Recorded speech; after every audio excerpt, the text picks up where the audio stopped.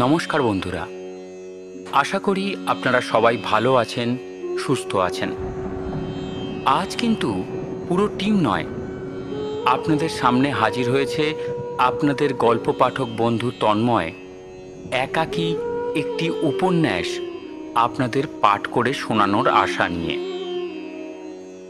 রুদ্রপ্রয়াগে বেড়াতে গিয়ে পটাই ও তার শুভ্রদা শুনতে পেল সেখানে নাকি ঘুরে বেড়াচ্ছে এক নরখাদক বাঘ ও এক ছায়া মানুষ।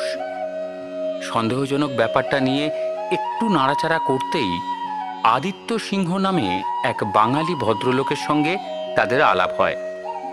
তার সঙ্গেই ওরা গিয়েছিল এক অন্ধ সাধুর গুহায়।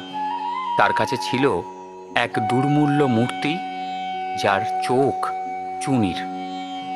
পরদিনই পাওয়া গেল সাধুর ক্ষত বিক্ষত দেহ। রুদ্রনাথের মূর্তি উধাও। তারপর হিমাদ্রি কিশোর দাশগুপ্তের কলমে ভ্রমণের মজা, অ্যাডভেঞ্চার আর রহস্য মিলে মিশে একাকার। হিমাদ্রি কিশোর দাশগুপ্ত, জন্ম 17 মে 1973, কলকাতা বিশ্ববিদ্যালয় থেকে ইতিহাসে এমএ। ছোটদের সব প্রতিষ্ঠিত পত্রিকাতেই লেখালেখি, বড়দের জন্যও লেখেন। প্রথম প্রকাশিত গল্প হারান খুড়োর মাছ ধরা, কিশোর ভারতী পত্রিকায়। প্রথম উপন্যাস কৃষ্ণ লামার গুম্ফা, আনন্দ মেলাতে প্রকাশিত হয়। প্রকাশিত গ্রন্থের সংখ্যা 35টি। জনপ্রিয় এফএম রেডিও চ্যানেলগুলিতে নাট্যরূপ পেয়েছে বহু গল্প। শখ, আড্ডা, সাহিত্যচর্চা ও ভ্রমণ। পত্রভারতী থেকে এ যাবৎ প্রকাশিত হয়েছে ঐতিহাসিক উপন্যাস জীবন্ত উপবীত, খাজুরাহ সুন্দরী, রাক্ষসে নেগড়ে, ফিরিঙ্গি ঠগি, চন্দ্রভাগার চাঁদ, কৃষ্ণ লামার গুম্ফা ও আজকের গল্প রুদ্রনাথের চুনির চোখ। বহু সম্মাননা ও পুরস্কার ছাড়াও পেয়েছেন পশ্চিমবঙ্গ সরকারের শিশু কিশোর একাডেমি প্রদত্ত উপেন্দ্র কিশোর স্মৃতি পুরস্কার। আসুন তাহলে আজকে আমরা শুনে নিই রুদ্রনাথের চুনির চোখ। আজ প্রথম পর্ব।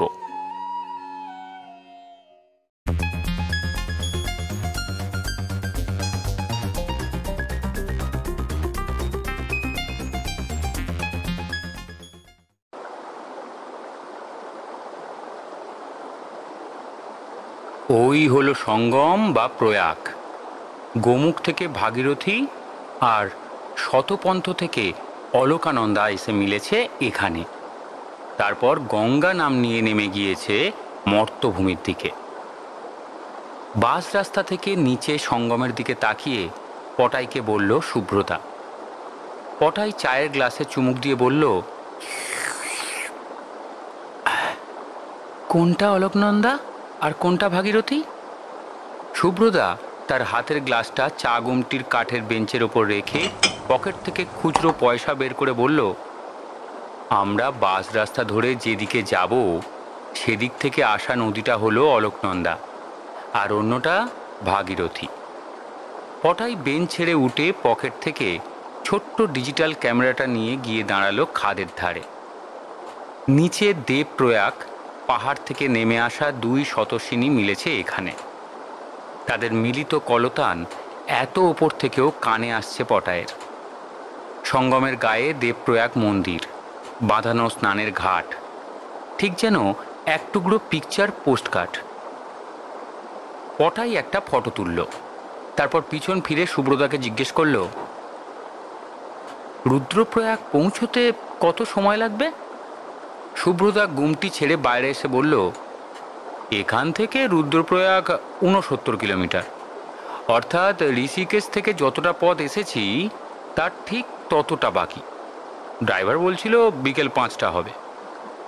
পটাইদের বাসটা কিছু দূরে রাস্তার একপাশে দাঁড়িয়েছিল, সেটা এবার হর্ন বাজালো। চায়ের গুমটিতে বাসের যে কজন প্যাসেঞ্জার বসেছিল তারা উঠে দাঁড়ালো। শুভ্রদা রিস্টওয়াচের দিকে তাকিয়ে বলল, 10 মিনিট হয়ে গিয়েছে, চল এবার বাস ছাড়বে। পটাইরা বাসে ওঠার কয়েক মিনিটের মধ্যেই বাস ছেড়ে দিল। পটাই বসেছে জানলার ধারে, তার পাশে সুব্রতা। পায়ের সামনে রাখা কিট ব্যাগ থেকে গাইড বইটা বের করে সুব্রতা বলল, এখন রুদ্রপ্রয়াগ পর্যন্ত অলকনন্দা আমাদের সঙ্গে চলবে। দেখবি আরও ওপরে ওঠার সঙ্গে সঙ্গে দুপাশের প্রকৃতি কেমন বদলে যায়। গাছপালা, পাহাড়, নদীর রং, আকাশের রং সব কিছু কেমন বদলে যায়। পটাই বলল, তুমি এর আগে এদিকে এসেছো কখনো? সুব্রতা বলল, হ্যাঁ, 2বার। তবে রুদ্রপ্রয়াগের ওপর দিয়ে গেলেও কোনোবারই থাকা হয়নি ওখানে। ছেলেবেলায় জিম করবেটের শিকার কাহিনী পড়েছিলাম, বড় হয়েও পড়েছি। সে কারণেই মনে হয় রুদ্রপ্রয়াগ নামটা আমাকে খুব টানে।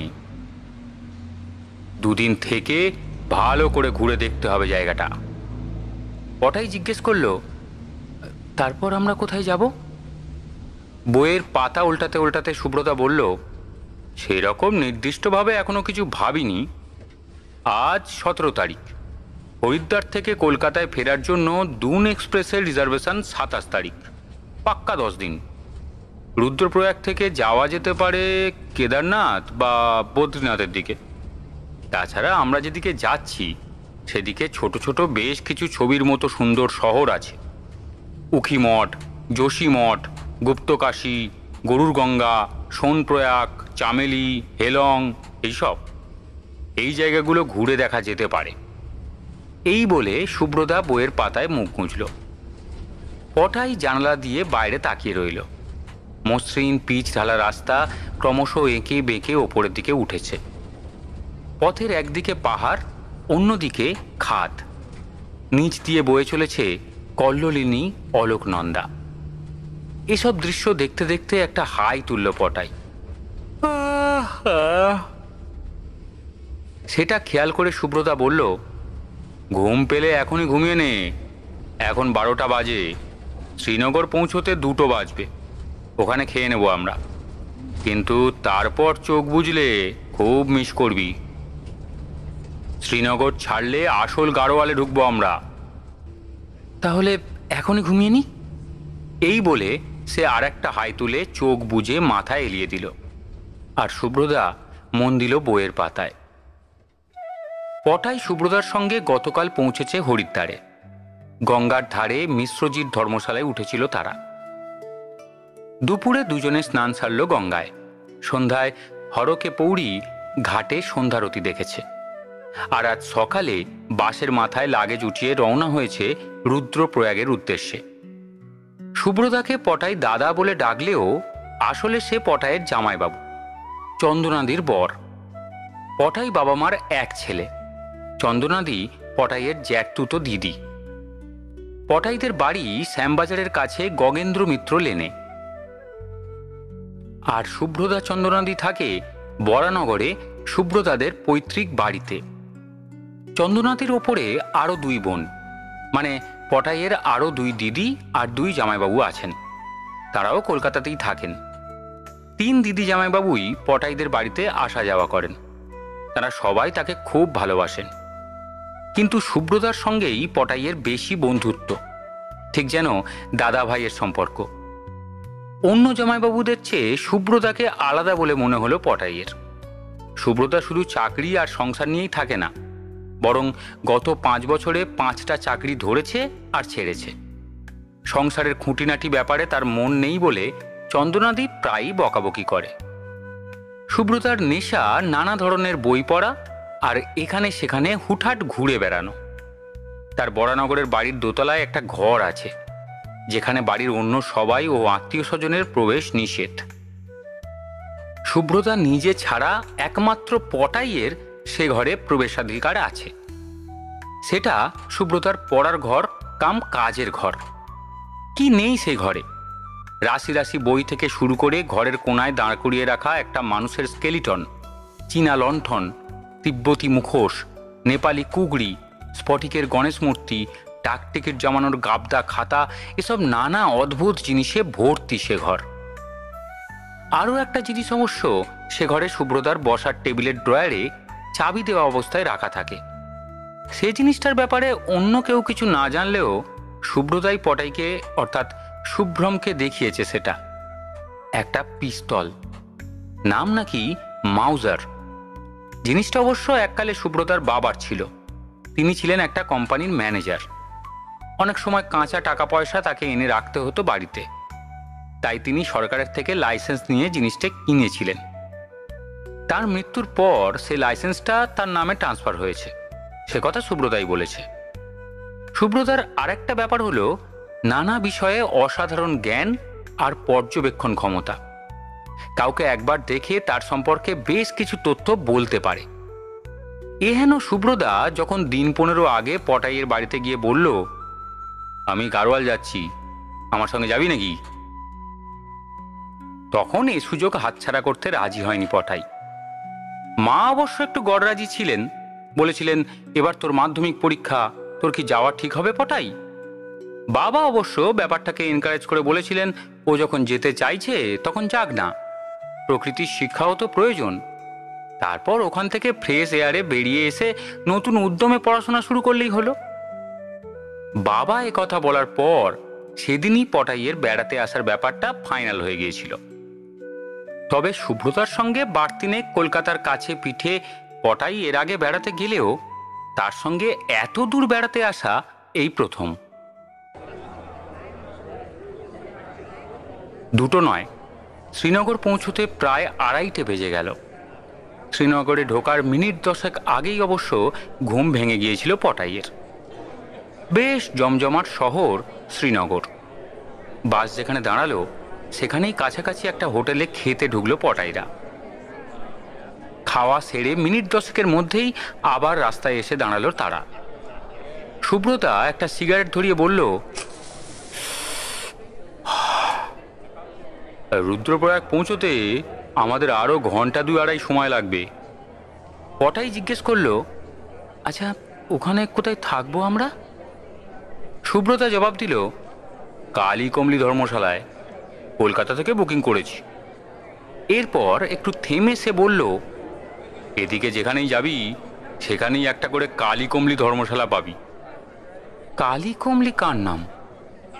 কালী কমলি কারো নাম নয়, এক সময় এই অঞ্চলে এক সম্প্রদায়ের সাধুরা থাকতেন যারা কালো কম্বল গায়ে ঘুরে বেড়াতেন। গাড়োয়ালের গরিব মানুষ ও তীর্থযাত্রীদের জন্য বহু শিক্ষা প্রতিষ্ঠান, আশ্রম, ধর্মশালা প্রতিষ্ঠা করেন তাঁরা।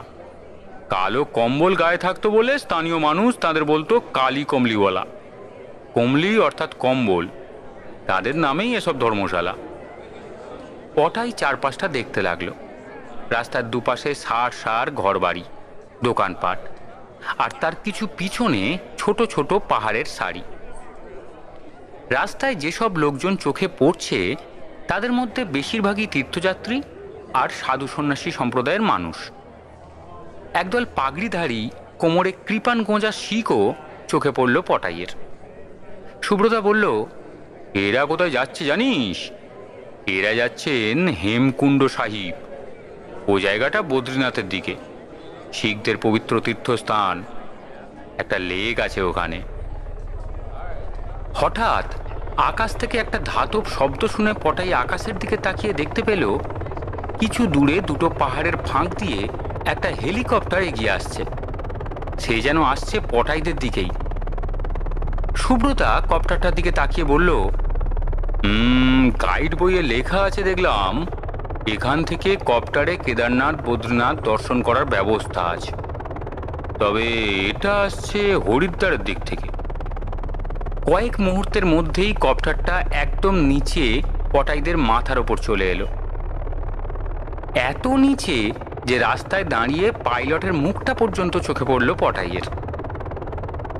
বাজারের মাথার ওপর একবার পাক খেয়ে একটা সাদা রঙের দোতলা বাড়ির পেছনে নেমে পড়ল। সুব্রতা বলল, ও হেলিপ্যাডটা তাহলে এখানেই। রাস্তায় কিছুক্ষণ দাঁড়িয়ে থাকার পর পটাইরা আবার বাসে গিয়ে বসল। ড্রাইভারও হর্ন বাজিয়ে প্যাসেঞ্জারদের ডাকতে লাগলো। যারা নিচে ছিল তারা একে একে হর্ন শুনে ওপরে উঠে এলো। তারপর বাসটা যখন নড়ে উঠল ঠিক সেই সময় দৌড়তে দৌড়তে বাসে এসে উঠল একজন নতুন প্যাসেঞ্জার। তার পরনে ধূসর রঙের সাফারি, চোখে কালো রঙের সানগ্লাস, হাতে একটা ব্রিফকেস। লোকটি সুব্রতার মতোই 6 ফুট লম্বা হবে, ফর্সা চেহারা, সুন্দর করে কামানো মুখ। বয়স মনে হয় সুব্রতার চেয়ে একটু বেশি হবে। লোকটা বাসে উঠে বাসের হেল্পারকে জিজ্ঞেস করলো, ये বাস রুদ্রপ্রয়াগ तक जाएगी? হেল্পার বলল, জি সাহেব। তার উত্তর শুনে লোকটি আর কোনো কথা না বলে এগিয়ে এসে বসলো প্যাসেঞ্জারের ওপাশে পটাইদের লাইনেই একটা ফাঁকা সিটে। তারপর ব্রিফকেসটা পায়ের কাছে রেখে জানালার বাইরে তাকিয়ে রইল। কয়েক মুহূর্ত লোকটির দিকে তাকিয়ে সুব্রতা চাপা স্বরে পটাইকে বলল, লোকটি মনে হয় আমাদের দেখা কপ্টার থেকে নামলো। কিভাবে বুঝলে তুমি? দেখ, লোকটির ব্রিফকেসের হাতলে একটা ট্যাগ আছে। সেই ট্যাগে একটা অ্যাভিয়েশন কোম্পানির পরিচিত লোগো দেখতে পাচ্ছি। তাছাড়া কপ্টার থেকে নামার পর বাস ধরার তাড়ায় কান থেকে কটন বল খুলে ফেলে দিতে ভুলে গিয়েছে। ও যে সদ্য কপ্টার থেকে নেমেছে, এগুলো তার প্রমাণ। পটাই সুব্রতার কথা শুনে একবার তার মুখের দিকে তাকালো, তারপর বাইরে চোখ ফেরালো। পটাইদের বাস শহর ছেড়ে রুদ্রপ্রয়াগের রাস্তা ধরল আবার। ক্রমশ আরও ওপরে ওঠার সঙ্গে সঙ্গেই মুছে যেতে শুরু করলো নগর জীবনের সব চিহ্ন। 5টা নাগাদ বাস এসে পৌঁছলো পাহাড়ের ঢালে দাঁড়িয়ে থাকা ছোট্ট জনপদ রুদ্রপ্রয়াগে। একটা ছোট বাজারের মতো জায়গায় বাস থেকে নামলো পটাইরা। বাসের মাথা থেকে লাগেজ নামিয়ে নেওয়ার পর সুব্রতা বলল, এবার ধর্মশালাটা খুঁজে বের করতে হবে। কাছেই একটা চায়ের দোকানে গিয়ে সুব্রতা দোকানদারকে জিজ্ঞেস করতে সে বলে দিল, এই বাস রাস্তা ধরে মিনিট 3 সামনের দিকে হাঁটলে অলোকনন্দার ওপর কংক্রিটের যে ব্রিজ আছে তার একটু আগে একটা সরু রাস্তা পথের বাঁ পাশ থেকে নেমে গিয়েছে নদীর দিকে। সেই সরু রাস্তায় ঢোকার মুখে বড় রাস্তার ওপর এসপি অফিস। সেই অফিসকে ডান হাতে রেখে ছোট্ট রাস্তা দিয়ে কয়েক পা হাঁটলেই বাঁ পাশে রয়েছে ধর্মশালা। লোকটার কথা মতো সুব্রতা আর পটাই বাস রাস্তা ধরে উত্তর দিকে হাঁটতে শুরু করলো। কয়েক পা হাঁটার পরই তারা দেখল বাসের সাফারি পরা লোকটি তাদের কিছুটা আগে হেঁটে যাচ্ছে। মিনিট 3 পর লোকটি পথের বাঁ পাশে একটা গলিতে ঢুকে পড়ল। পটাইরা সেই গলির কাছে এসে হাজির হতেই তার ডান পাশে বড় রাস্তার ওপর একটা ছোট একতলা বাড়ির গায়ে ঝোলানো সাইনবোর্ড চোখে পড়ল। তাতে হিন্দিতে লেখা, পুলিশ সুপার কা কার্যালয়, ডিস্ট্রিক্ট টাউন রুদ্রপ্রয়াগ, উত্তরাঞ্চল। দোকানদারের কথা মতো পটাইরা সেই সরু গলি রাস্তার ভেতরে ঢোকার পর বাঁ পাশে চোখে পড়ল পাহাড়ের ঢালে পিলারের উপর দাঁড়িয়ে থাকা টানা বারান্দাওয়ালা একটা দোতলা বাড়ি। তার দেওয়ালে বড় বড় করে লেখা, কালী কমলি ধর্মশালা, রুদ্রপ্রয়াগ। সিঁড়ি দিয়ে ওপরে ওঠার পর সামনেই একটা ঘরের মাথায় কার্যালয় দেখতে পেয়ে পটাইরা ঢুকলো সেই ঘরের ভিতর। ঘরের ঠিক মাঝখানে একটা কাঠের টেবিলের ওপাশের চেয়ারে একজন লোক বসে কথা বলছে টেবিলের সামনে দাঁড়িয়ে থাকা বাসের সেই ধূসর সাফারি পরা লোকটির সঙ্গে। পটাইরা ঘরে ঢুকতেই চেয়ারে বসা লোকটা তাকালো তাদের দিকে। সুব্রতা টেবিলের সামনে গিয়ে বুকিং স্লিপটা এগিয়ে দিল। লোকটা স্লিপটা দেখার পর টেবিলের ওপর খোলা রেজিস্ট্রার খাতাটা ঠেলে দিল সুব্রতার দিকে। সুব্রতা পকেট থেকে পেন বের করে খাতাটার ঘরগুলো ভরতে শুরু করলো। নাম ঠিকানা লেখার পর যখন সুব্রতা রুম নাম্বারটা বসাতে যাচ্ছে তখন চেয়ারে বসা লোকটা ইশারায় তাকে থামতে বলে ধূসর সাফারিকে হিন্দিতে বলল, আপনার বুকিং 7-এ আর এদের 8-এ, কিন্তু 8-এর একটা খাট আপনার বেডরুমে রাখা আছে। আপনার তো সিঙ্গেল বেডরুম, আপনি যদি এদের সঙ্গে রুমটা বদল করে নেন তাহলে ভালো হয়। খাটটা আর বের করতে হয় না আর কি। আপনার কোনো অসুবিধা হবে না, দুটো ঘরই পাশাপাশি আর একই রকম। সাফারি পরা লোকটি তার কথা শুনে কয়েক মুহূর্ত কি ভেবে নিয়ে বলল, ঠিক है, हमें 8 नंबर दे दीजिए। চেয়ারে বসা লোকটা ড্রয়ার থেকে এক গোছা চাবি বের করে সাফারি পরা লোকটির হাতে ধরিয়ে দিয়ে বলল, দোতলায় চলে যান। চাবিটা নিয়ে ঘর ছেড়ে বেরিয়ে গেল লোকটি। এরপর সুব্রদা চেয়ারে বসা লোকটির কথা মতো রেজিস্টারের বাকি ঘরগুলোয় লেখা শেষ করার পর তাদেরকেও একটা চাবি দিল লোকটা। পটাই আর সুব্রদা চাবি নিয়ে দোতলায় উঠে 7 নম্বর ঘরের কাছে এসে দাঁড়ালো। 8 নম্বর ঘরের দরজা ভিতর থেকে বন্ধ। সেই লোকটি তার ঘরে ঢুকে পড়েছে। তালা খুলে নিজেদের ঘরে ঢুকলো পটাইরা। বেশ বড় ঘর, পাশাপাশি দুটো খাটে ধপধপে সাদা বিছানা পাতা, বালিশ কম্বলও রাখা আছে। অ্যাটাচড বাথটাও বেশ পরিষ্কার পরিচ্ছন্ন। ঘরের ওপাশে আর একটা দরজা আছে, সেটা খুলে পটাই ওদিকের বারান্দায় দাঁড়িয়ে নিচের দিকে তাকিয়েই সুব্রতাকে বলল, এদিকে দেখবে এসো। সুব্রতাও বারান্দায় গেল, তারপর বলল, অপূর্ব। ধর্মশালার ঠিক পিছনেই প্রায় 300 ফুট খাড়াই খাত, তারপর বোল্ডার আর নুড়ি বিছানো কিছুটা অঞ্চল, আর তারপরই প্রয়াগ। দুদিক থেকে দুটো নদী এসে মিলেছে এখানে। সুব্রতা বলল, যে নদীর রংটা সবুজ দেখছিস সেটা হলো মন্দাকিনী। কেদারের দিক থেকে এসে মিশে গিয়েছে অলকনন্দার সঙ্গে। অলকনন্দা আসছে বদ্রীনাথের দিক থেকে। ধর্মশালার পিছন থেকেও একটা সিঁড়ি নেমে গিয়েছে সঙ্গমের দিকে। পটাই বলল, আমরা ওখানে যাব না? সুব্রতা বলল, মুখ হাত ধুয়ে নিচে ওখানে নামবো, চল। ঘরে বসে থেকে কি করব? কিছুক্ষণের মধ্যেই ফ্রেশ হয়ে ঘর ছেড়ে বেরিয়ে পড়ল তারা। তারপর নিচে নেমে ধর্মশালার পিছন দিকে এসে সিঁড়ি বেয়ে নামতে শুরু করলো তারা। নিচে ছড়িয়ে আছে নুড়ি পাথর, তার উপর পা রেখে রেখে সাবধানে হাঁটতে হাঁটতে পটাইরা পৌঁছে গেল সঙ্গমের কাছে। নদীর কলরবে মুখরিত চারদিক। আশপাশে কোথাও লোকজন নেই, নির্জন পরিবেশ। নদীর তীরে বিরাট বড় একটা পাথরের ওপর দুজনে বসল। কয়েক হাত দূর দিয়ে তীব্র গতিতে ছুটে চলেছে ঘূর্ণায়মান জলরাশি। সঙ্গমের দুদিকে অনেকটা দূর পর্যন্ত পটাইরা যেখানে বসে আছে সেখান থেকে স্পষ্ট দেখা যাচ্ছে। সঙ্গমের ঠিক মাঝখানে নদীর বুক থেকে এক শিলাখণ্ড জেগে আছে। সুব্রতা পটাইকে বলল, ওই শিলাখণ্ডটার নাম হলো নারদ শিলা। মহর্ষি নারদ নদীর বুকে ওই শিলাখণ্ডে বসে সঙ্গীত সাধনা করতেন। আচ্ছা সুব্রতা, এখানে কি কি দেখার আছে? এই সঙ্গম, ওই রুদ্রপ্রয়াগ মন্দির, কোটেশ্বর গুহা, পাহাড়ি গ্রাম, আর সেই জায়গা যেখানে জিম করবেট 80 বছর আগে শিকার করেছিলেন পৃথিবী বিখ্যাত সেই চিতাবাঘটাকে। কাল সকালে ওখানেই আমরা প্রথমে যাব। নদীর কলতান শুনতে শুনতে আর গল্প করতে করতে কিভাবে যে অনেকটা সময় কেটে গেল তারা বুঝতে পারল না। একসময় নদীর ওপাশে পাহাড়ের মাথায় জঙ্গলের আড়ালে সূর্য হারিয়ে গেল।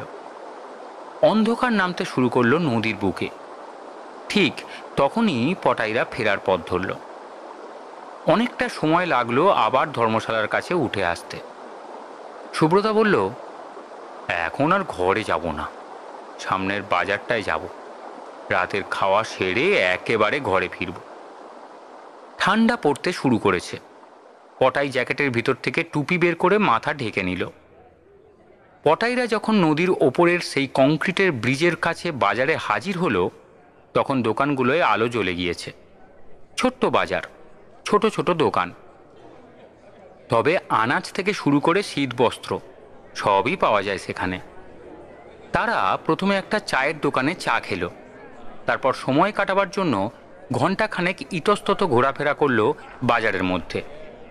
শেষে রাত 8টা নাগাদ একটা হোটেলে রাতের খাওয়া সেরে ফিরে এলো ধর্মশালায়। নিজের ঘরে ঢুকে বাতি জ্বালালো পটাই, কিন্তু আলোয় কোনো জোর নেই, ঘষা কাঁচের মতো আলো। ঘরের দরজা বন্ধ করে পটাইরা গিয়ে দাঁড়ালো ভিতর দিকের সেই বারান্দায়। চাঁদের আলোয় অপূর্ব লাগছে সঙ্গমের জলরাশি, ঠিক যেন গলিত রূপো। নদীর পাড়ে পাড়ে থাকা সাদা পাথরগুলো আর নদীর বুকের সেই নারদ শিলা দুধের মতো সাদা দেখাচ্ছে জ্যোৎস্নায়। পটাইরা তন্ময় হয়ে তাকিয়ে রইল সেদিকে। মিনিট 15 পর দরজায় টোকা দেওয়ার শব্দ শুনে সুব্রতা দরজা খুলে দেখতে পেল একটা চাদর মুড়ি দেওয়া লোক বাইরে দাঁড়িয়ে আছে। নিজেকে সে নাইট গার্ড পরিচয় দিয়ে বলল রাতে সে নিচে থাকে, কোনো অসুবিধা হলে যেন তাকে খোঁজ করা হয়। সবশেষে বলল, रात में घर से निकलकर नीच में नदी के पास मत जाना, चीता निकलता है। সুব্রতা অবাক হয়ে তাকে জিজ্ঞেস করল, এখনো এখানে চিতা আছে নাকি? লোকটা বলল, হ্যাঁ। তারপর অন্য দিকে চলে গেল। সুব্রতা আবার দরজা বন্ধ করার পর কিছুক্ষণের মধ্যেই বাতি নিভিয়ে শুয়ে পড়ল পটাইরা। রাতে বেশ ঠান্ডা পড়েছিল। জুন মাসে এখানে কলকাতার ডিসেম্বরের চেয়েও ঠান্ডা। ঘুমটা হয়েছে জব্বর। সুব্রতা যখন পটাইকে ডেকে তুলল তখন ঘড়িতে 6:10। পটাই বুঝতে পারল তার আগেই সুব্রতার প্রাণায়াম সারা হয়ে গিয়েছে। সুব্রতা জামা প্যান্ট পরতে পরতে বলল, চটপট তৈরি হয়ে নে, আর মাফলার নিস, বাইরে কিন্তু খুব ঠান্ডা আছে। বিছানা ছেড়ে উঠে পটাই বাথরুমে ঢুকল। বেসিনের কল খুলে জল হাতে দিতেই দেখল জল বরফের মতো ঠান্ডা। মিনিট 10 মধ্যেই তৈরি হয়ে নিল পটাই। গায়ে জ্যাকেট চড়িয়ে কান মাফলারে ঢেকে ঘরের বাইরে বেরিয়ে পড়ল। সুব্রতা পাজামা পাঞ্জাবির ওপর বেশ সুন্দর কাজ করা একটা সাদা শাল চাপিয়েছে। সিঁড়ি দিয়ে নিচে নামার পর শাল দিয়ে মাথা ঢাকতে ঢাকতে বলল, এখানে এ সময় এত ঠান্ডা জানতাম না। উফ, ভেবেছিলাম শীতের জিনিসগুলো এখানে কাজে আসবে না। পটাইরা হেঁটে গিয়ে দাঁড়ালো পিচ রাস্তার মোড়ে। এত সকালে রাস্তায় কোনো গাড়ি ঘোড়া নেই, লোকজনও চলাচল শুরু করেনি। পটাই জিজ্ঞেস করল, আচ্ছা আমরা এখন কোথায় যাব? জিম করবেট যেখানে সেই ভয়ঙ্কর চিতাবাঘটাকে মেরেছিলেন সেখানে? হ্যাঁ, জায়গাটার নাম গুলাব রায়, তবে কোন দিকে জেনে নিতে হবে। কিছু দূরে রাস্তার উল্টো দিকের ফুটপাতে একটা চায়ের দোকান খুলছে চোখে পড়ল পটাইদের। সুব্রতা বলল, চল ওখানে গিয়ে আগে চা খেয়ে নেওয়া যাক, দোকানের কাছ থেকে গুলাব রায় কোথায় আছে সেটাও জেনে নেওয়া যাবে। পটাই আর সুব্রতা দোকানটায় গিয়ে হাজির হলো। ছোট্ট দোকান, স্টোভের ওপর কেটলিতে জল ফুটছে। একটা টেবিলের দুপাশে দুটো কেঠো বেঞ্চ, তার একটায় বসে আছেন গায়ে সোয়েটার, মাথায় টুপি ও হাতে লাঠি ধরা একজন বৃদ্ধ। দেখে মনে হয় সম্ভবত সকালে হাঁটতে বেরোন। আর গুমটির ভেতর বসে আছে দোকানি। তারা দুজন নিজেদের মধ্যে কথাবার্তা বলছিল। সুব্রতা 2 কাপ চা দিতে বলে বেঞ্চে বসল। পটাই বসলো তার পাশে। দূরের পাহাড়ের মাথায় জঙ্গলগুলো এখনো কুয়াশায় ঢেকে আছে। কুয়াশা মাখা পাহাড়গুলোর দিকে তাকিয়ে পটাই সুব্রতাকে জিজ্ঞেস করল, কাল যে কেয়ারটেকার বলল এখানে এখনো চিতা আছে, সে কথা কি সত্যি? ঠিক জানি না, সত্যি হতে পারে। হয়তো যাতে অত নিচে নদীর পাড়ে নেমে অন্য কোনো বিপদে পড়ি তাই সে চিতাবাঘের কথা বলে ভয় দেখিয়েছে। দোকানদার চা দিল। চায়ের গ্লাসে চুমুক দিয়ে সুব্রতা দোকানদারের কাছে জানতে চাইল গুলাব রায় জায়গাটা কোথায়। তার প্রশ্ন শুনে দোকানি কিছু বলার আগেই পটাইদের টেবিলের ওপাশে বসা বৃদ্ধ পটাইদের জিজ্ঞেস করলেন, আপনারা কি টুরিস্ট? সুব্রতা বলল, হ্যাঁ। বৃদ্ধ এবার হেসে বললেন, ও আপনারা কি দেখতে চাইছেন তা আমি জানি। এই বলে বৃদ্ধ হাতের লাঠিটা তুলে পটাইরা কাল বাসে করে যেদিক থেকে এসেছে সেদিকটা দেখিয়ে দিয়ে বললেন, বাস রাস্তা বরাবর সোজা 1 কিলোমিটার গেলে ডান পাশে একটা ছোট মাঠ পড়বে। তারপর একটু এগোলেই রাস্তার ধারে সেই আম গাছটা আছে, যার ডালে বসে করবেট সাহেব ম্যানিটারটাকে খতম করেছিলেন। বৃদ্ধের কথা শুনে সুব্রতা হেসে বলল, থ্যাংক ইউ, আমরা ওই জায়গাটাই খুঁজছিলাম। এরপর সুব্রতা সৌজন্য দেখিয়ে তাকে বলল, আপনি নিশ্চয়ই এখানে থাকেন তাই না? বৃদ্ধ বললেন, হ্যাঁ, এখানেই। আগে ছিলাম গাড়োয়াল রেজিমেন্ট, এখন বাড়িতে বসে পেনশন খাচ্ছি আর ওই নাতিপুতিদের দেখভাল করছি। তার কথা শোনার পর পটাই জিজ্ঞেস করলো, আচ্ছা, এখানে এখনো চিতাবাঘ আছে? বৃদ্ধ বললেন, হ্যাঁ আছে, তবে মানুষের ওপর সাধারণত হামলা করে না। পাহাড়ের ওপর যেসব ছোট গ্রাম আছে সেখান থেকে মাঝে মাঝে মুরগি ভেড়া টেনে নিয়ে যায় আর কুকুর মারে। এই বলে বৃদ্ধ দোকানদারের দিকে তাকিয়ে বললেন, গত বর্ষায় আমি এরকম একটা দৃশ্য দেখেছিলাম। আগের রাতে খুব বৃষ্টি হয়েছিল, পরদিন ভোরে রোজকার মতো হাঁটতে হাঁটতে আমি যেই আর্মি ব্যারাকের কাছে পৌঁছেছি তখন হঠাৎ দেখি একটা লেপার্ড লাফিয়ে বাস রাস্তায় নামলো, তারপর তাড়া করলো কুকুরকে। আমি তো তখনই দাঁড়িয়ে পড়লাম। কুকুরটা কোনো রকমে পালিয়ে ব্যারাকের ভিতরে ঢুকে পড়ল।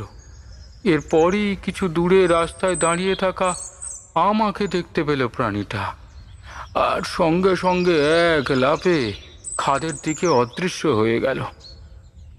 সুব্রতা উঠে দাঁড়িয়ে পকেট থেকে পয়সা বের করে দোকানের দিকে এগিয়ে দিল দাম মেটাবার জন্য। দোকানদার পয়সাটা হাতে নিতে নিতে বৃদ্ধকে বললেন, হাবিলদার সাহেব, দেও আর চিতাটাকে নাকি আবার দেখা যাচ্ছে, সে কথাটা কি সত্যি? আমার পরিবার তো সুরজ ডোবার পর ঘরের বাইরে লোকড়ি আনতে যেতে চাইছে না। তার কথা শুনে বৃদ্ধ দোকানদারকে মৃদু ধমকে সুরে বললেন, সব মিথ্যে, তোরা এসব কথা বিশ্বাস করিস কেন? দেও দেও কোথায় মারা গিয়েছিল জানিস? আফ্রিকা মুলুকে। পুরন্দর মাথা খারাপ, নেশা করে, ও ভুলভাল দেখে, ওর কথা যে বিশ্বাস করে সেও পাগল। সুব্রতা এরপর একবার তাকালো বৃদ্ধের দিকে, তারপর তাকে ধন্যবাদ জানিয়ে বাস রাস্তা ধরে হাঁটতে শুরু করলো। হাঁটতে হাঁটতে সুব্রতা বলল, আমরা যে রাস্তায় হাঁটছি তা কমপক্ষে 300-400 বছরের পুরনো। যুগ যুগ ধরে তীর্থযাত্রীরা এই পথ দিয়ে কেদারনাথ দর্শন করতে এসেছে।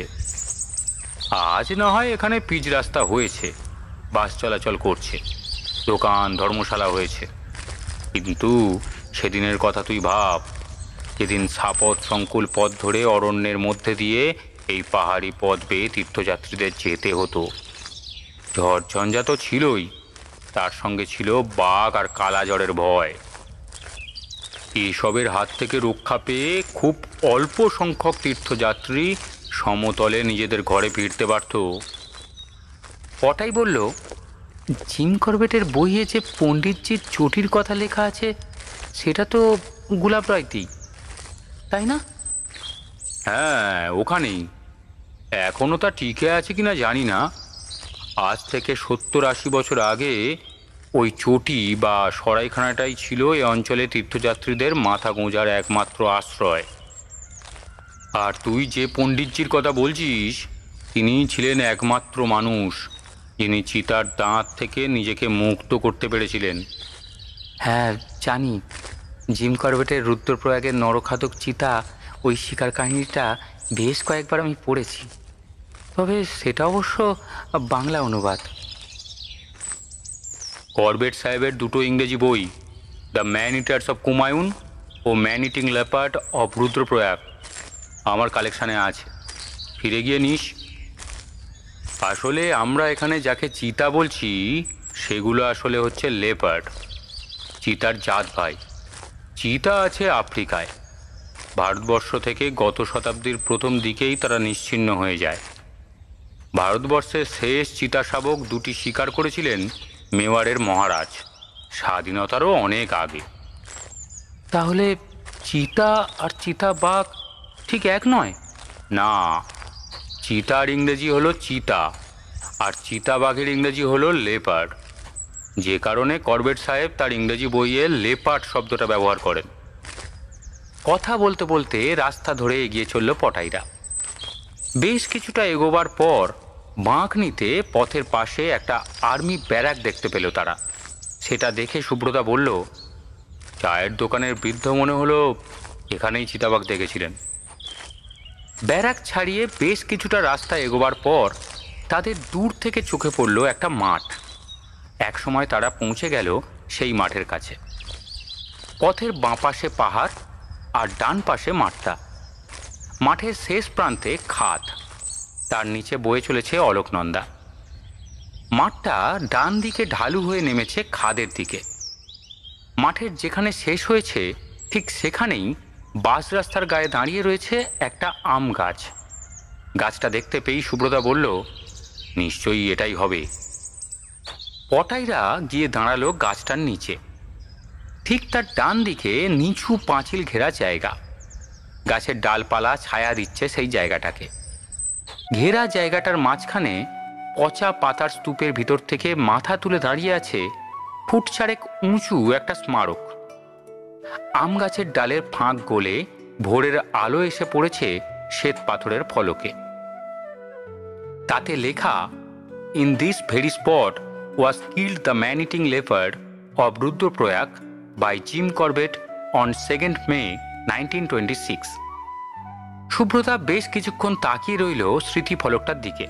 তারপর বলল, এই জায়গাটার কথা কত পড়েছি করবেটের লেখায়।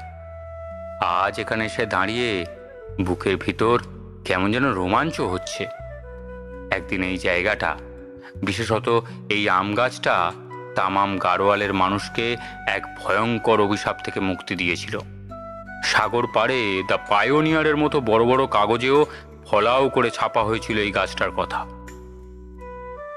তবে পাঁচিল ঘেরা জায়গাটা আর গাছটায় অযত্নের ছাপ স্পষ্ট।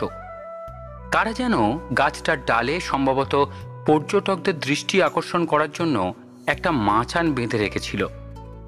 উই ধরে আর জলে ভিজে নষ্ট হয়ে গিয়েছে সেটা। ভাঙা মাচা থেকে ঘুণ ধরা কাঠের পাটাতন ঝুলছে নিচের দিকে। গাছের ডালপালা ফুঁড়ে চলে গিয়েছে এক ঝাঁক বিদ্যুতের তার। গাছের গায়ে পেরেক ঠুকে টিনের ফলকে পান মশলার বিজ্ঞাপন লটকানো। গাছটার দিকে তাকিয়ে সুব্রতা বলল, গাছটার কি হাল দেখেছিস? এখানে করবেটের নামে হোটেল আছে, করবেট এক্সপ্রেস নামে বাস চলছে, করবেটের নামে ন্যাশনাল পার্ক আছে, অথচ আসল জিনিসটার কি অবস্থা। গাছটার একটা ভালো করে ফটো তুলে রাখ। 5-10 বছর পর এখানে এসে হয়তো তুই গাছটাকেই খুঁজে পেলি না। রাস্তা চওড়া করার জন্য হয়তো গাছটাকে কেটে হাওয়া করে দিল কেউ। পটাই বেশ কয়েকটা ফটো তুলল গাছ আর স্মারকের। তারপর জিজ্ঞেস করলো, আচ্ছা, এই করবেট সাহেব মারা যান কবে? সুব্রতা বলল, 1955 সালে, তবে তারিখটা ঠিক খেয়াল নেই। তারিখটা হলো 19 এপ্রিল। তার শেষ বই ট্রিট অফস লেখার 13 দিন পর মারা যান তিনি। পরিষ্কার বাংলায় একটা অপরিচিত কণ্ঠস্বর শুনে ফিরে তাকালো পটাই আর সুব্রতা। তাদের পিছনে কখন যেন এসে দাঁড়িয়েছেন এক মধ্যবয়সী ভদ্রলোক। তার পরনে চামড়ার জ্যাকেট, সাদা রঙের ট্রাউজার, পায়ে হাই হিল বুট, হাতে একটা ছড়িও আছে। ফর্সা চেহারার ভদ্রলোকের মাথায় চুল পাতলা হয়ে এলেও শরীরে বেশ একটা শক্তপোক্ত ভাব আছে। পটাইরা ফিরে তাকাতেই ভদ্রলোক মৃদু হেসে বললেন, মাফ করবেন, আপনারা বাঙালি দেখে বাংলায় কথা বলার লোভ সামলাতে পারলাম না, তাই আপনাদের কথার মাঝে কথা বলে ফেললাম। তার কথা শুনে সুব্রতা বলল, না না, আমরা কিছু মনে করিনি, আপনি বরং কথাটা বলেই ভালো করলেন। ভদ্রলোক বললেন, আপনারা নিশ্চয়ই ট্যুরিস্ট? সুব্রতা বলল, হ্যাঁ, আমরা কলকাতা থেকে এখানে বেড়াতে এসেছি। আপনি কি এখানেই থাকেন? হ্যাঁ, আমি এখানেই থাকি, মানে অলকনন্দার ওপারে ওই যে পাহাড়টা দেখছেন, ওখানেই আমার বাড়ি। এরপর ভদ্রলোক লাঠি সমেত হাত দুটো বুকের কাছে তুলে ধরে নমস্কারের ভঙ্গিতে বললেন, আমার নাম আদিত্য সিংহ। আপনাদের নাম যদি অনুগ্রহ করে বলেন। সুব্রতা প্রতি নমস্কার জানিয়ে বলল, আমার নাম শুভ্র মজুমদার। আর এ হলো আমার ব্রাদার ইন পল্লব রায়। তা আপনারা দুজনে আসেননি, নিশ্চয়ই সঙ্গে আরও লোকজন আছে?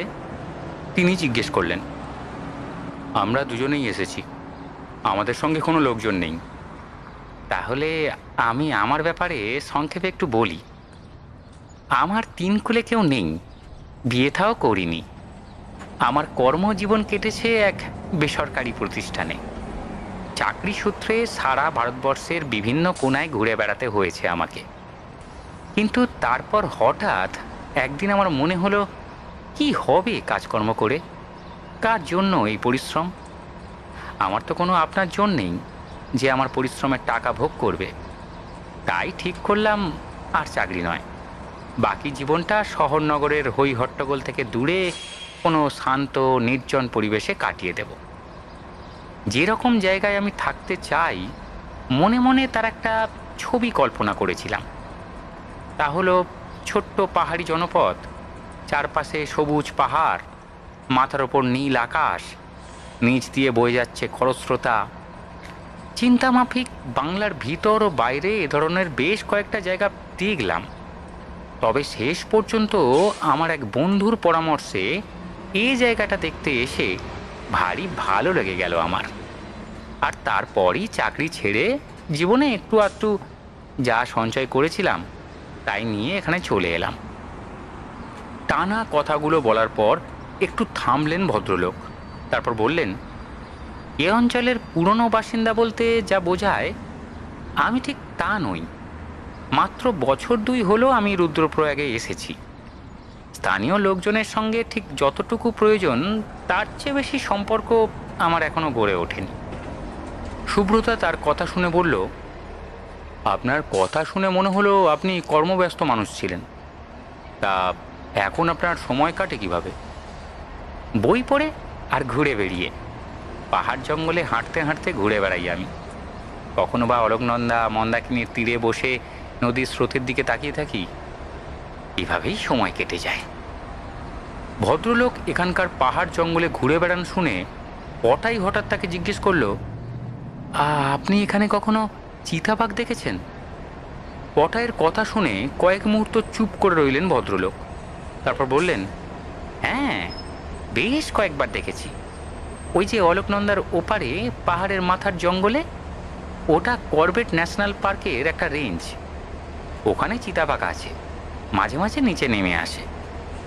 এরপর তিনি সুব্রতার দিকে তাকিয়ে বললেন, চিতাবাঘ অনেক সুন্দর চিতার চেয়ে। আফ্রিকার চিতা যদি দেখেন তবে দেখবেন তার পিঠের লোমগুলো খাড়া খাড়া, তাদের শরীরে কেমন একটা রুক্ষ ভাব, কোনো লালিমা নেই। তাদের তুলনায় চিতাবাঘের চেহারা, হাঁটাচলা অনেক বেশি রাজকীয়। হ্যাঁ, প্রাণীটার মধ্যে দীপ্ত ভঙ্গি আছে, কিন্তু রাজা মহারাজা আর সাহেবরা তো চিতার মতো চিতাবাঘের বংশ লোপ পাইয়ে দিতে বসেছিলেন। দেশ আর 10টা বছর পর স্বাধীন হলে আর একটি চিতাবাঘও পাওয়া যেত না। ঠিক তাই। তবে করবেট সাহেব শিকারী হলেও পশুদের প্রতি তার আশ্চর্য মমত্ব ছিল। যে ভয়ঙ্কর প্রাণীটি 125টা মানুষ খেয়েছিল তাকে এখানে মারার পর করবেট দুঃখ করে বলেছিলেন, ও প্রকৃতির নিয়ম ভাঙেনি, ওকে মরতে হলো ও মানুষের নিয়ম ভেঙেছে বলে। গাড়োয়ালেও বছরের পর বছর ধরে যে সন্ত্রাসের রাজত্ব কায়েম করেছিল তা মানুষকে ভয় দেখাবার জন্য নয়, কাজটা তাকে করতে হয়েছে নিজের বেঁচে থাকার তাগিদে। হ্যাঁ, তার লেখায় আমি এই কথাটা পড়েছি। এরপর সুব্রতা অন্য প্রসঙ্গে চলে গেল। আদিত্যবাবুকে বলল, এখানে দিন দুদিন থাকার ইচ্ছা আছে আমাদের। এখানে কি কি দেখার জিনিস আছে বলুন তো? তিনি বললেন, কাছাকাছি দেখার মধ্যে আছে প্রয়াগের রুদ্রনাথের মন্দির আর কোটেশ্বর গুহা। সুব্রতা শুনে বলল, হ্যাঁ, ও দুটোর কথা তো জানা আছে, আর কিছু? ভদ্রলোক কয়েক মুহূর্ত চিন্তা করার পর বললেন, আর একটা জায়গার কথা আমি বলতে পারি। সেখানে অবশ্য ট্যুরিস্ট যায় না। রাস্তাটা আমার বাড়ি যাওয়ার পথে পড়ে। দক্ষিণে এই রাস্তা ধরে এগোলে ডান পাশে কিছুটা নামলেই চোখে পড়বে অলকনন্দার ওপর রোপ ব্রিজ।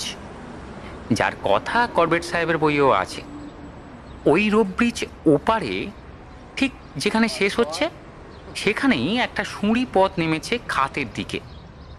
ওই পথ ধরে নদীর দিকে নামলেই চোখে পড়বে একটা গুহা। তার ভিতরটা ঠিক কোটেশ্বরের গুহার মতনই।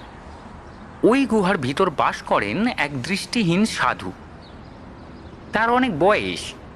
গুহার মধ্যে তার কাছে অষ্টধাতুর রুদ্রনাথের অদ্ভুত সুন্দর এক মূর্তি আছে, মহিষরূপী রুদ্রনাথ। তার লাল চোখ দুটো অন্ধকারের মধ্যেও জ্বলে। ওখানে একবার যেতে পারেন আপনারা। সাধু বাবাও খুব সজ্জন মানুষ, তার সঙ্গে কথা বললে ভালো লাগবে আপনাদের। এরপর একটু থেমে তিনি বললেন, আমার একটা অনুরোধ আছে, রাখবেন কি? আজ বিকেলে বেড়াতে বেড়াতে একবার আমার বাড়িতে আসুন না। একটু চা খেয়ে যাবেন আর একটু গল্প করা যাবে। বেলাবেলি যদি আসেন তাহলে ওই গুহাটা আমি আপনাদের দেখাতে নিয়ে যেতে পারি। আপনাদের হাতে তো সময় আছে, কি আসবেন তো? ভদ্রলোক এমনভাবে কথাগুলো বললেন যে সুব্রতাকে বাধ্য হয়ে বলতে হলো, আচ্ছা ঠিক আছে, আসবো। আদিত্যবাবু বললেন, রোপ ব্রিজ পার হয়ে যে রাস্তাটা অলোকনন্দার পাড় বরাবর দক্ষিণ দিকে চলে গিয়েছে, সে রাস্তা ধরে মিনিট 5 এগোলেই ডান দিকে বাঁক নিয়েছে। ওই বাঁকের মুখে দাঁড়িয়ে মুখ তুলে তাকালেই পাহাড়ের ঢালে দেখতে পাবেন আমার বাড়িটা। একটাই বাড়ি, ওখানে চিনতে কোনো অসুবিধা হবে না। ঠিকানাটা বলার পর আবার একটা নমস্কার জানিয়ে আদিত্যবাবু বললেন, হ্যাঁ নমস্কার, তাহলে আমি আসি। আমি আপনাদের প্রতীক্ষায় থাকবো কিন্তু। হাতের লাঠিটা কাঁধের ওপর ছাতার মতো ফেলে পিছন ফিরে এরপর ধীরে ধীরে হাঁটতে শুরু করলেন তিনি। সুব্রতা বলল, চল পটাই, আমাদেরও এবার ফিরতে হবে। পটাইরা যখন ধর্মশালায় ফিরে এলো তখন প্রায় 8টা বাজে। সুব্রতা বলল, তাড়াতাড়ি স্নান সেরে বেরিয়ে পড়তে হবে, তারপর টিফিন সারতে হবে। হেঁটে এসে বেশ খিদে পাচ্ছে। আচ্ছা, আমরা এরপর কোথায় যাব? কোটেশ্বরে। তারপর ওখান থেকে ফেরার পথে রুদ্রনাথের মন্দির দেখে একেবারে খাওয়া সেরে ঘরে ফিরব। আচ্ছা, আদিত্য সিংহ লোকটাকে তোর কেমন মনে হলো? কেন, ভালো বলেই তো মনে হলো। সুব্রতা জামার বোতাম খুলতে খুলতে বলল, তবে এখানে এসে তার ডেরা বাঁধার গল্পটা আমার কেমন যেন লাগলো। আমি ভদ্রলোকের কথা অবিশ্বাস করছি না, কিন্তু বিনা কারণে শুধুমাত্র একটা সুন্দর জায়গায় জীবন কাটাবেন বলে নগর জীবন ছেড়ে, চেনা পরিচিতদের ছেড়ে তার এখানে চলে আসাটা একটু অদ্ভুত ব্যাপার। বানপ্রস্থে আসার মতো বয়স এখনো তার ঠিক হয়নি। তাকে দেখে আর কি মনে হলো তোমার? তুই হয়তো খেয়াল করিসনি, ভদ্রলোক কথা বলতে বলতে তার হাই হিল বুটটা মাটিতে ঠুকছিলেন। তুই তো জানিস বডি ল্যাঙ্গুয়েজ বলে একটা ব্যাপার আছে, ও নিয়ে কিঞ্চিত পড়াশোনাও করেছি। ভদ্রলোকের ওই হাই হিল বুট, তার মাটিতে পা ঠোকার ধরন আর তার লাঠিটা যেভাবে কাঁধের ওপর রাখলেন, এসব দেখে আমার অনুমান হচ্ছে ভদ্রলোকের মধ্যে একটা কমান্ডিং ভাব আছে, তবে সেটা সযত্নে লুকিয়ে রেখেছে। হয়তো তিনি এমন কোনো পেশায় যুক্ত ছিলেন যেখানে তার কমান্ডের প্রয়োজন ছিল। সুব্রতা এরপর বাথরুমে ঢুকল আর পটাই গিয়ে দাঁড়ালো বারান্দায়। সূর্যের আলোয় নদী তট আর পশ্চিমের পাহাড়টা ঝলমল করছে। নদীর ওপরে রুদ্রনাথের মন্দিরটা ঠিক ধর্মশালার উল্টো দিকেই। সেখান থেকে ভেসে আসছে ঘণ্টার ধ্বনি। ওপারের ঘাটে কয়েকজন লোক স্নান করতে নেমেছে। এত ওপর থেকে তাদের ঠিক মনে হচ্ছে পুতুল, আর মন্দাকিনীর কংক্রিটের ব্রিজের ওপর দিয়ে যাওয়া গাড়িগুলোকে মনে হচ্ছে খেলনা গাড়ি। বাঁদিকে অনেক দূরে নদীর উপর রোপ ব্রিজটাও চোখে পড়ল পটাইয়ের। সেদিকে তাকিয়ে পটাইয়ের মনে পড়ে গেল আদিত্যবাবুর কথা। ভদ্রলোকের বাড়ি ওই ব্রিজটা পেরিয়েই যেতে হয়। কিছুক্ষণ বারান্দায় দাঁড়িয়ে থাকার পর ঘরের ভিতর থেকে বাথরুমের দরজা খোলার শব্দ শুনতে পেল। সুব্রতার হয়ে গিয়েছে। স্নান সেরে নেওয়ার জন্য ঘরের ভিতর ঢুকলো পটাই। কিছুক্ষণের মধ্যে স্নান সারা হয়ে গেল। বাথরুম থেকে বাইরে বেরিয়ে পটাই দেখল জিন্স আর টি শার্ট পরে শুভ্রদা একদম রেডি। পটাই ব্যাগ থেকে জামা প্যান্ট বের করার সময় শুভ্রদা বলল, তোর বাইনোকুলারটা সঙ্গে নিস, পাহাড়ের মাথায় কুয়াশা এখন কেটে গিয়েছে, ওটা দিয়ে ওপারের জঙ্গলের ভিউটা পাবি। পটাইয়ের তৈরি হতে মিনিট 10 সময় লাগলো। তারপর গলায় বাইনোকুলার ঝুলিয়ে পকেট ক্যামেরা নিয়ে শুভ্রদার সঙ্গে বেরিয়ে পড়ল।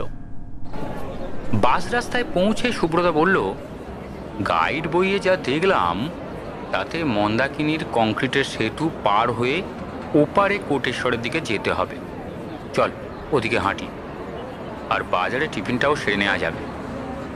তারা হাঁটতে শুরু করলো সেদিকে। রাস্তায় এখন বেশ লোকজন, মাঝে মাঝে নানা রঙের ঝান্ডা ফেস্টুন লাগানো তীর্থযাত্রী বোঝাই বাস হুস হুস করে বেরিয়ে যাচ্ছে তাদের পাশ দিয়ে। পটাইরা বাজারে এসে হাজির হলো। বাজারে বেশ ভিড়, কয়েকটা বাস দাঁড়িয়ে আছে সেখানে। টুরিস্টরা সেখানে নেমে খাওয়া দাওয়া করছে। পটাইরা গিয়ে ঢুকলো একটা খাবারের দোকানে। তীর্থযাত্রীদের ভিড় সেখানেও। বিরাট কড়াইয়ে লুচি ভাজা হচ্ছে, শোকেসে রাখা আছে শুকনো মিষ্টি। দোকানের ভিতর একদম কোণার দিকে দুটো চেয়ার ফাঁকা দেখে সেখানে গিয়ে বসলো পটাইরা। শুভ্রদা খাবার অর্ডার দেওয়ার কিছুক্ষণের মধ্যেই পুরি সবজি আর মিষ্টি চলে এলো। বেশ তৃপ্তি করেই খেলো ওরা। খাওয়ার পর দোকানের ক্যাশ কাউন্টারে বসা লোকটাকে পয়সা দেওয়ার সময় শুভ্রদা কোটেশ্বর কিভাবে যেতে হবে জিজ্ঞেস করায় সে বলল, ব্রিজের ওপর থেকে কোটেশ্বর যাওয়ার জন্য ট্রেকার ছাড়ছে, ওতে চলে যান, হেঁটে যেতে পারেন। ব্রিজ পার হয়ে ডান দিকে রাস্তা ধরে নদীর ধার বরাবর কিলোমিটার খানেক গেলে কোটেশ্বর। ব্রিজের ওপাশ থেকে বাসও যায় সেদিকে। দাম মিটিয়ে কথা শুনে নেওয়ার পর পটাইরা দোকানের বাইরে এসে দাঁড়ালো। শুভ্রদা পকেট থেকে সিগারেট লাইটার বের করে বলল, ব্রিজের ওপর থেকে তাহলে ট্রেকার ধরে নিয়ে, রোদ চড়ছে, শুধু শুধু হেঁটে লাভ নেই। পটাই তাকিয়েছিল রাস্তার দিকে। হঠাৎ সে দেখতে পেল ধর্মশালায় তাদের পাশের ঘরে থাকা সেই লোকটিকে। ব্রিফকেসটা অবশ্য তার সঙ্গে নেই। সে রাস্তা পার হয়ে এদিকের ফুটপাতে এসে কাছেই একটা দোকানের সামনে দাঁড়িয়ে পকেটে হাত ঢোকালো, মনে হয় কিছু কেনার জন্য। ধর্মশালায় লোকটিকে আর চোখে পড়েনি পটাইয়ের।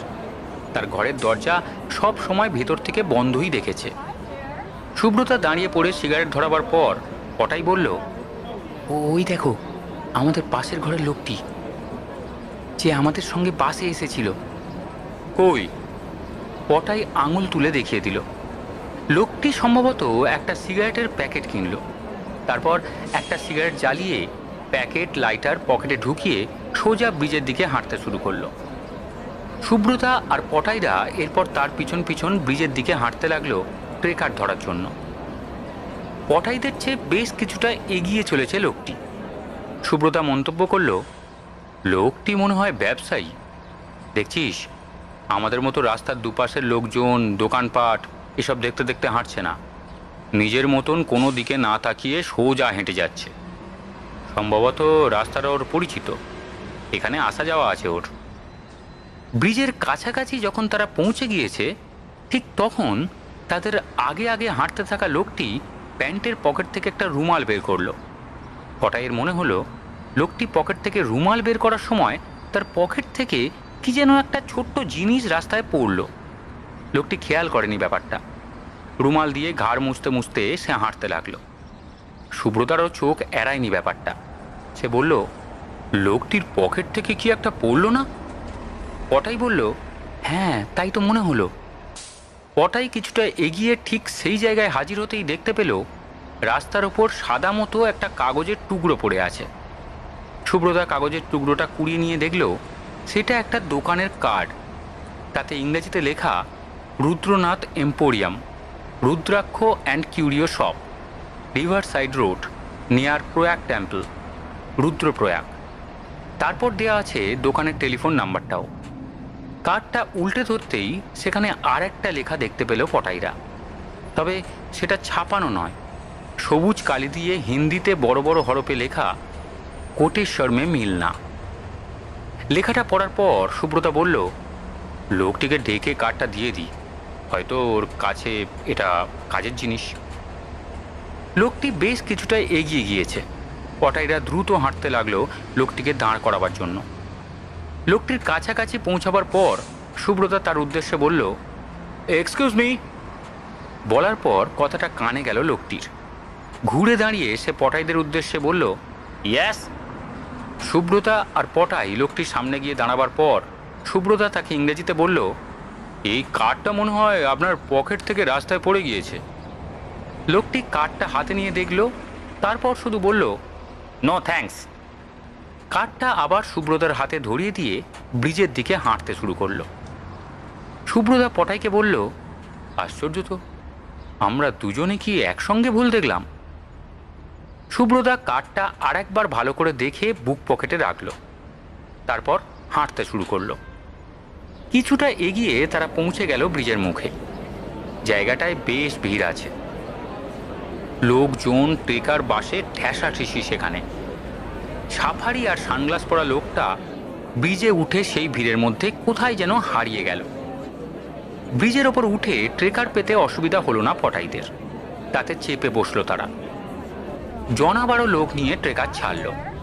পটাইয়ের মুখোমুখি আসনে বসে আছেন এক সাধু, গেরুয়া বসন, এক হাতে একটা কমণ্ডলু, আর তার গলায় জড়ানো আছে ময়াল সাপের বাচ্চা। সাপটা মাঝে মাঝে পটাইয়ের দিকে মাথা তুলে দেখছে। পটাইয়ের একবার মনে হলো সাপটা যদি তাকে কামড়ে দেয়। তার মনের কথা মনে হয় বুঝতে পারলেন সাধু বাবা। দাড়ি গোপের ফাঁক দিয়ে হেসে তিনি বললেন, डरो मत बेटा, ये शिव जी है, काटेगा नहीं।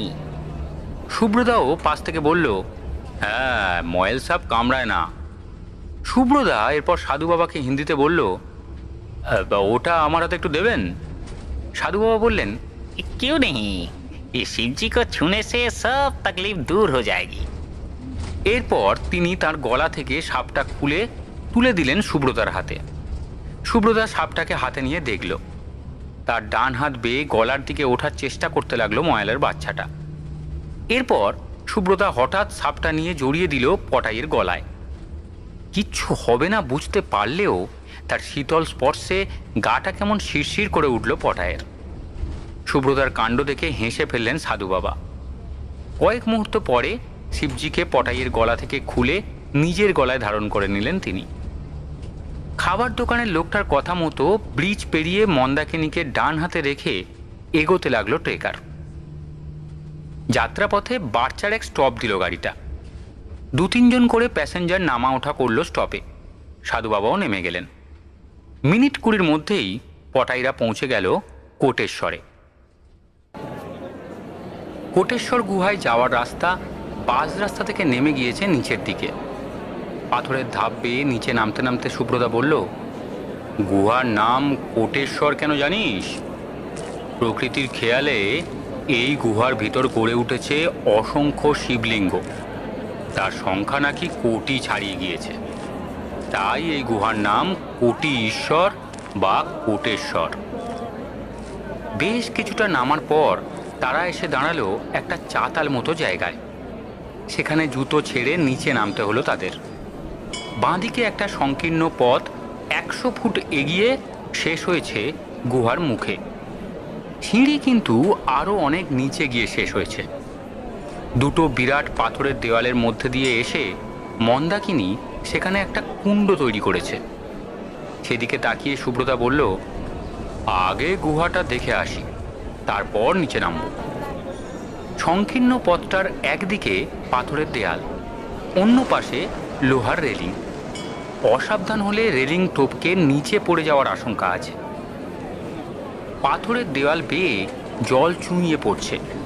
পথটা বেশ পিছল। পটাইরা সাবধানে গিয়ে দাঁড়ালো গুহার মুখে। গুহার ছাদটা বেশ নিচু, ভিতরে আধো অন্ধকার। একটা পিতলের ঘণ্টা ঝুলছে গুহার প্রবেশ মুখে। মাথা বাঁচিয়ে সুব্রতা আর পটাই ভিতরে ঢুকল। বেশ কয়েকজন মানুষ রয়েছে গুহার মধ্যে।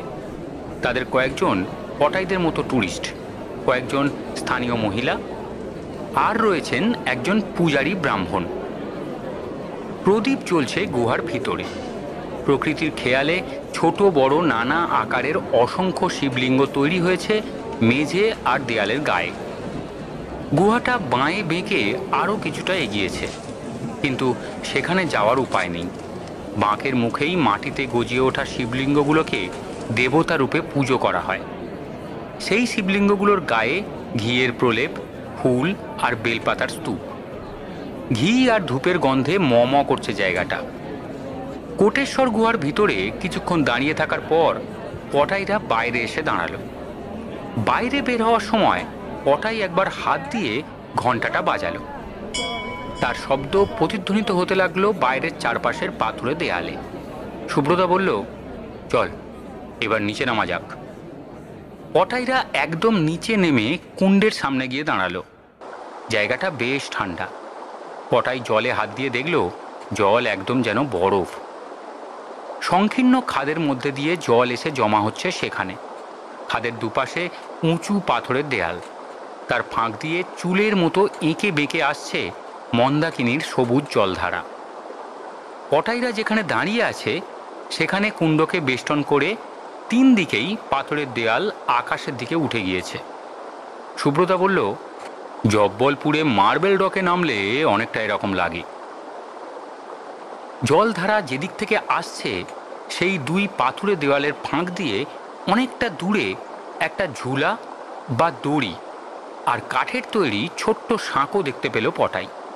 সে সুব্রতাকে বলল, ওই দেখো একটা ছোট্ট ব্রিজ, কি সুন্দর লাগছে এখান থেকে, ঠিক মনে হচ্ছে যেন ক্যালেন্ডারের পাতার ছবি। সুব্রতা তাকালো সেদিকে। সত্যিই খুব সুন্দর। সাঁকোর ওপর 2জন লোক দাঁড়িয়ে আছে, স্থানীয় মানুষ হবে হয়তো। এত দূর থেকে শুধু তাদের অবয়বটুকুই বোঝা যাচ্ছে। সাঁকোটা ভালো করে দেখার জন্য এরপর পটাই তার গলায় ঝোলানো বাইনোকুলারটা চোখে লাগালো। আর তার কয়েক মুহূর্ত পরেই বলে উঠল, সুব্রতা দেখো, আমাদের পাশের ঘরের সেই লোকটি, আর একটা লোক দাঁড়িয়ে আছে ব্রিজের উপর। সুব্রতা বলল, ওই দেখি। পটাইয়ের গলা থেকে বাইনোকুলারটা নিয়ে সাঁকোটার দিকে তাকালো। হ্যাঁ, সেই লোকটাই। আর একটা লোকের অবশ্য মুখ বোঝা যাচ্ছে না। একটা লাল রঙের ক্যাপ তার মাথায় রয়েছে, গায়ের জামা বা সোয়েটারের রং বোধহয় সবুজ। সুব্রতা বাইনোকুলারটায় চোখ রেখে তাকিয়ে রইল সাঁকোর দিকে। লোক 2জন হাত নেড়ে নিজেদের মধ্যে কি যেন কথা বলছে।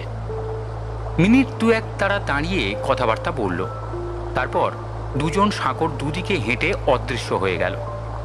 সুব্রতা চোখ থেকে বাইনোকুলারটা নামিয়ে পটাইয়ের হাতে দিয়ে বলল, ওরা 2জন ওই নির্জন সাঁকোয় দাঁড়িয়ে কি করছিল? পটাইরা যখন কোটেশ্বরের নিচ থেকে বাস রাস্তার ওপর উঠে এলো তখন তাদের ঘড়িতে 11টা বাজে। রাস্তায় একটা লোকাল বাস দাঁড়িয়ে আছে। তার কন্ডাক্টর হাঁকছে, रुद्रनाथ जी का मंदिर जा रहा है, चले रुद्रनाथ जी का मंदिर। সুব্রতা বলল, চল এটাতেই উঠে পড়ি, তাহলে ঠিক মন্দিরের কাছে নামতে পারবো। পটাইরা চড়ে বসলো বাসে। কিছুক্ষণের মধ্যেই বাস চলতে শুরু করলো।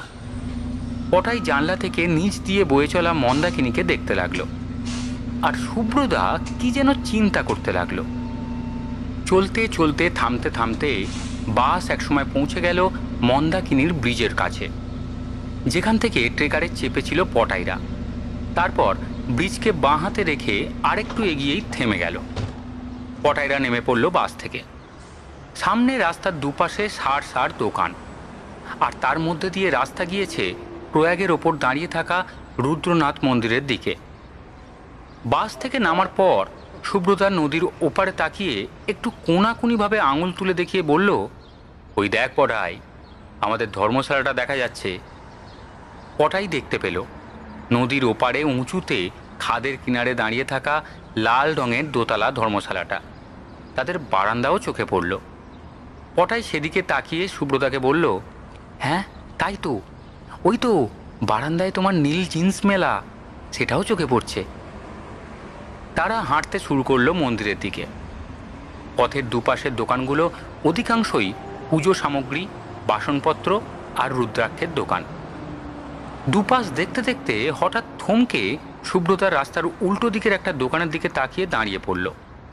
তার দৃষ্টি অনুসরণ করে পটাই দেখতে পেল একটা দোকানের সাইনবোর্ডে বড় বড় করে লেখা আছে Rudranath emporium, rudraksha and curio shop. দোকানের বাইরের দিকটা কাঁচের শোকেস দিয়ে ঢাকা। তার ভিতর সাজানো রয়েছে পাথর ও পিতলের তৈরি নানা ধরনের মূর্তি, জিনিসপত্র আর রুদ্রাক্ষের মালা। সুব্রতা দাঁড়িয়ে পড়ে পকেট থেকে রাস্তায় কুড়িয়ে পাওয়া সেই কার্ডটা বের করে একবার চোখ বুলিয়ে বলল, হ্যাঁ, এই দোকানটাই। তারপর কার্ডটা যথাস্থানে রেখে আবার মন্দিরের দিকে হাঁটতে শুরু করলো। সঙ্গমের ঠিক ওপরেই দাঁড়িয়ে আছে মন্দির। তাতে আছে কোষ্ঠী পাথরের রুদ্রনাথ আর তার পত্নী ভগবতীর বিগ্রহ। বিধি মতে নিত্য পুজো পান তাঁরা। মন্দির ও মন্দির সংলগ্ন চত্বরে জটা জুটোধারী সাধু বাবাদের ভিড়। তাদের একজন চেঁচিয়ে বলল, জয় রুদ্রনাথ, জয় কেদারনাথ। মন্দির চত্বর থেকে সিঁড়ি নেমে গিয়েছে প্রয়াগের দিকে। বিগ্রহ দর্শনের পর পটাইরা সেই সিঁড়ি বেয়ে একদম নিচে এসে দাঁড়ালো। তাদের সামনের জায়গাটা রেলিং দিয়ে ঘেরা। কয়েক হাত দূরেই দুই নদী মন্দাকিনী আর অলোকনন্দা এসে মিলেছে। প্রচণ্ড শব্দ করে ঘুরপাক খাচ্ছে সেখানে। তারপর এগিয়ে চলেছে দক্ষিণে। এখানে কেউ স্নান করতে নামলে দুর্ঘটনা ঘটা অনিবার্য। রেলিং ধরে তাই একজন পুলিশ দাঁড়িয়ে আছে। অবশ্য এখানকার জলে স্নান করার জন্য দড়ি বাঁধা বালতি নিচে ছুঁড়ে জল তোলার ব্যবস্থা আছে। কয়েকজন লোক সেভাবেই স্নান সেরে নিচ্ছে। প্রয়াগের ঠিক উল্টো পাড়েই পটাইদের ধর্মশালাটা। তাদের বারান্দাটা স্পষ্ট দেখা যাচ্ছে এখান থেকে। ধর্মশালা থেকে নদীর পাড়ে নামার সিঁড়ির ধাপগুলো একদম স্পষ্ট দেখা যাচ্ছে।